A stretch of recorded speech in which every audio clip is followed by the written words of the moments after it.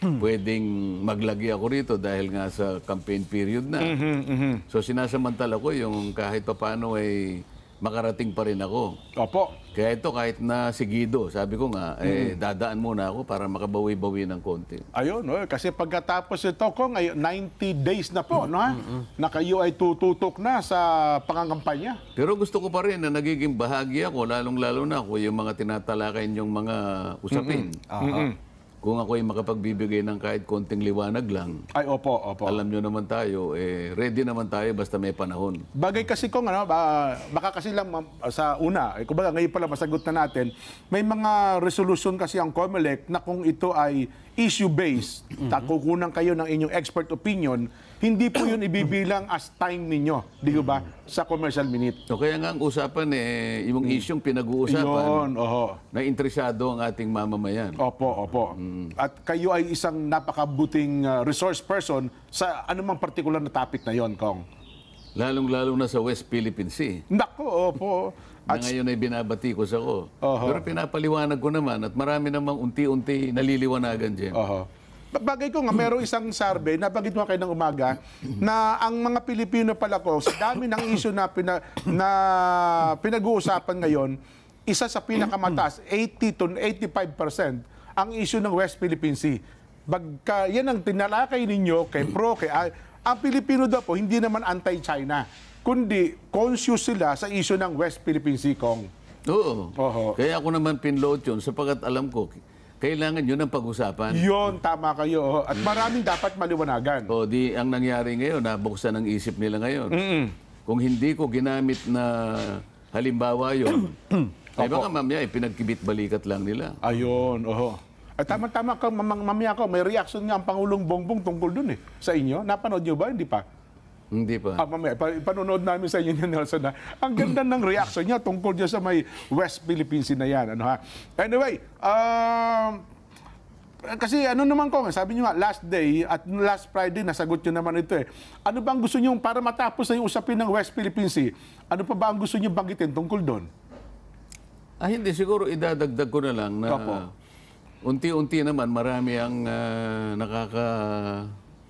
nakakasunod sa paliwanag. Ang totoo niyan, ang kinatutuwa ko, yung mga kaibigan natin na alam nating nasa mataas na bahagi ng ating lipunan na hindi pala rin nila masyadong kabisado. Kaya pilit nilang itinanong sa akin, bro, kanong isa? Paano ba sasagutin ito? Ibig ko sabihin ngayon, hindi rin niya kabisado. Kaya lalo akong natuwa na yung palang pagkakagamit ko, yun ang tamang paraan para pag-usapan talaga. Opo. Sapagkat ang gusto ko lang namang maging pamantayan nung ating kung ang pag-uusapan natin ay yung ating sigalot sa bahagi na yan ng ating mundo, ay yung kung paano natin ginamit yung West Philippine Sea. Opo. Tayo-tayo lang ang may kagagawa nun eh. Tayo lang yun. Hindi ka bahagi yung Community of Nations. Sila, hindi pa nila alam na yun ang katawagan na ginamit natin. Bagamat sa atin, yung kabuuan ng West Philippine Sea, ito yung exclusive economic zone. Alam na natin po, bilang Pilipino. Napalagi ko nga sinasabi, kaya pangalanan natin, kaya hindi. Sabi ko, yun ay sariling atin. Ayaw ko lamang kasi na kung minsan tayo ay nagiging tampulan ng katatawanan dahil ginagamit natin, tayo lang nakakaintindi. Yung iba, ano ba pinag-uusapan? Yun ang ayaw ko eh. Ayun, katulad ng ipinaghalimbawa natin nung nakaraan. Bigla na lang tayong gagawa ng isang bagay na hindi natin isasangguni doon sa mga organisasyon na pandaigdigan na sila may kinalaman. Halimbawa, para ilagay nila yung ating mungkahi na pangalanan natin ito. Kasi hindi ganun kasi solusyonan na natin ito, Kong, di ba? Hindi tayo lang ang gagawa. Nagsimula yan doon sa pang-uurot nung dating Secretary of State, yung Hillary Clinton, nung pumunta rito. Kasi nakikita niya yung taas ng usapin tungkol dito. Para lamang siguro maitaas niya yung ating yung ating moral, ano? Opo. Yan ay kay West Philippine Sea. So ang ginawa ng ating dating Pangulo, Dalas-dalas gumawa naman ng sila. executive Opo, order. oo, sinamantala na nila. Pwede rin naman sana yun, pero alimbawa, bukod sa ganun, meron sanang tahimik na gumawa, kinausap yung pandaigdigang patalaan ng mga mapa ng ating karagatan sa buong daigdig. Oo. At ipakiusap natin kung ano man yung proseso, matagal man o hindi, para sa ganun ay maitala talaga na yun ay mula ngayon ay tatawagin siyang West Philippine Sea. Para kapag ka pinag-uusapan at kinotya, ginugel nila, makikita nila na meron nga. Ayun, Oh, sabi ko dun sa isang kaibigan natin, ayaw ko lang malagay tayo sa alanganin. Tandaan mo ka ako, ito'y sariling atin. Opo. Ito'y exclusive economic zone. Kahit sa anong paraan hindi natin pwedeng ibigay. Depensahan natin hanggang sa huling patak ng ating dugo. Pero gawin natin ito sa isang paraan na hindi tayo magmumukhang tanga. Yan. Kinikilala ng buong mundo. Nakikilalanin tayo ng buong mundo. Wala ka rito pero ginawa naming example. Opo, napanood ko ngayon, Kong. Yung street na papunta doon sa lupa ni Nelson. Ni Nelson. Ginawa natin Lubao Skinita, di ba? Lubao Street. Hindi, papunta sa iyo yung major street, Sobarjaga Street. Ayan, Ngayon, siguro ka ako naiinggit ka, Nelson, yung papuntang maliit na ginawa niyang Lubao. Nelson Lubao Street. Ayan, Hindi man lang niya ikoninek, hindi man lang niya isinangguni sa barangay. Hindi niya isinangguni sa patalaan kung paano gagawin yun. Sa munisipyo kaya, para magkaroon ng ordinansya man lang. So kapag kaya nakasakay ka ng tricycle, yung tricycle may waste. Opo, baba mo nga ako din sa ganitong lugar. Hindi niya mababasa sapagkat ikaw lang ang gumawa. Ganun lang ang paghalimbawa. Pero sasabihin nila, aba, si Kong Marcoleta, maka-China pala ito. Nako. Saan ka naman nakakita? Kaya sinisisi ko naman yung isang Commodore na yan. Yung J. Tariela, Kong, nako. Commodore ka pa namang naturingan. Magbasa Coast ka. Guard pa naman siya, no? Hindi ko lang alam yung email niya. Kung hindi, bibigay ko sa kanya yung link. Doon babasahin niya lahat ng pangalan ng karagatan, kay lake ito, kay Gulf, kay ocean, nakasulat lahat doon. Ibibigay ko sa kanya para sa ganun magkaroon siya ng referensya. Kung bakit ko sinabi, sa ganang atin, meron tayo lang nakakaalam. Kasi nga po, Kong, nasapatan na si Commodore Tariela na ang Pilipino, alam lang niya West Philippine Sea. Pero hindi siya nasapatan. Dapat ang buong mundo alam. Kasi hindi siya nakinig. Kasi nga yung vlogger ginagamit Yun, nga yung vlogger pa buong mundo O edi gumugulo. Kasi ano ba yung pinag-uusapan ng mga Pilipino at ganito nag-aaway? Hindi ngayon na lang pinag-aaway. Kaya nga sabi ko, tama ka ako, Mr. Executive Director, ng Sige daw, Ramos, CICC. CICC. Na ang panukala mo nga ay kailangan nating palawakin ang kaalaman ng ating mga mamamayan kung ang pag-uusapan ay yung sigalutan dito sa panig ng South China Sea. Ititingnan mo nga ito. Isip-isipin mo, isa sa pala sa hindi nakakaintindi, yung mismong Commodore na yun.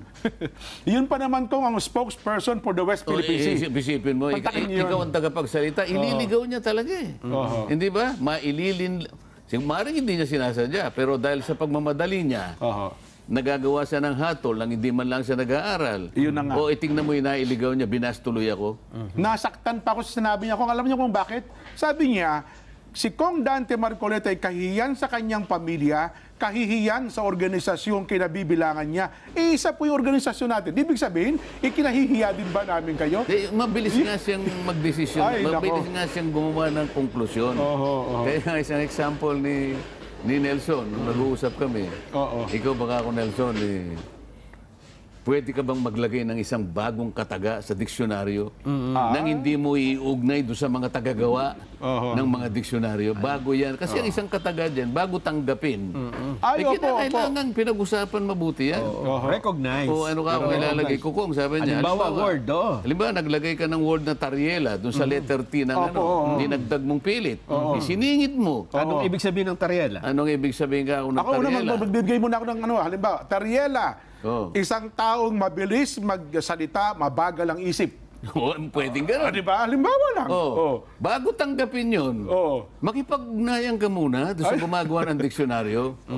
Ngak lang ang alam eh. Ilalagay mo doon, ikaw lang ang nakakaalam. Yun. Paano gagamitin yun? O pag ginamit mo yun, Ba, naintindihin nila? nagkakagulong, vlogger pa ang pinag-uusapan. Yun na nga. Sana nakinig siya doon sa konteksto ng pinag-uusapan na yan, doon sa yung TRICOM. At sa ngayon, di ba balik ko sa kanya kung si Tariela po ang kahihiyan ng bansa. Hindi sige. dapat tagapagsalita ng West Philippine Sea. Tagapagsalita pa naman. Yun na nga, ikaw pa naman dapat ang tagapagsalita. Oo. Di ba? Sana pumunta sa mga inaukula, ahensya ng gobyerno. Di ba? Sa buong mundo, ipatala na po namin ito na po. sa diksyonaryo. Sa diksyonaryo. Yeah, baka nakikinig siya, ibigay niya yung link sa atin din. Yan, oo. Ipadadala ko sa kanya rin yung link para basahin niya. Doon sa mga talaan ng lahat ng karagatan. Lahat ng pangalan na nandun. Opo. Na yung, halimbawa, Gulf of Mexico. Ayan, opo. Nandun. O Mediterranean Sea. Yung mga ganyan. Para sa ganun magkaroon siya ng kaalaman tungkol dito at huwag siyang magpapasya, huwag siyang hahatol nang hindi niya masyadong pinag-iisipan kung saan papunta yung sasabihin niya. Ang balita ko kasi, Gong, gusto rin magpasikat niya kasi gusto maging Commodore ata ng Philippine Coast Guard. Noon pa, bago magpumasok si Gaban, nag-intention na yan na gustong pumasok, maging Commodore o maging ng Coast Guard Chief. Mukhang hindi napapansin. Kaya ngayon yun ang bali-balita natin. Ngayon, baka sakali mapili ng Pangulong Bongbong kung magretiro yung commander ng Philippine Coast Guard, baka mapansin siyang mapili. Pero sa pangyayaring ito, Kong... Mas maganda, Jen, kung tanungin natin ng Pangulo. Anong masasabi niya sa sinabi ni Kong Dante? Sinabi ba niya na tama si Tariela? Tama. Tingnan natin. Ito, Kong, ipanonood namin sa inyo. Mga kabayan, panoorin niyo po reaction ng Pangulong Bongbong. Tinanong siya tungkol dyan Okay, so he's expressing his opinion. When I see him, lulukuhin ko siya. He's a candidate, so he has to grab headlines, di ba? So tama yung ginawa na for a candidate. Ngayon, ever talking about him na. magaling talaga siya sa ganyan. Ako, Kong, naniniwala, kaibigan niyo talaga ang Pangulong Bongbong. Talaga pag nag-uusap kami niyan, kami dalawang nagbubulungan kami. Opo. Kaya kapag nakausap ko naman siya, bibiruin ko din siya. Ayun, ano sabihin niyo, Kong? Mr. President, tanggalin mo si Tariela. Kahihiyan ng ano yun? Kahihiyan ng Coast Guard yun. Kahihiyan hindi lang ng Coast Guard, ng buong mamamayang Pilipino. Yun, So, isip-isipin mong magsasalita ka out of context. Ayun na nga. Hindi mo man lang pinakinggan ang kabuuan ng mga pinag-uusapan bago ka maggumawa ng konklusyon. Kaya nga po, Kong, ako naniniwala, sabi ko sa inyo, may mga opisyal ng ating pamahalaan, mabilis ang bibig, mabagal ang isip. Pero actually, at ibubulong ko rin sa Pangulo. Ano pa po sasabihin? Pangulo, hindi ko opinion yun, ha? Opo. Kasi Yun nga. kung gusto mo, kaya lang marami kang ginagawa. Opo. I-email ko na lang kay Executive Secretary Opo. yung link para makita niya yung pangalan ng lahat ng mga Listahan. ng listahan. Maliliit, malalaking dagat, nakalista lahat diyan. Kumbaga, yan ang encyclopedia ng lahat ng mga dagat. Ayan. Mamaya kung tuloy Makikita natin, meron lang tayong kasi meron tayong bagong batas. In fairness, doon naman sa maritime law, Kong, kasi mukhang mamaya,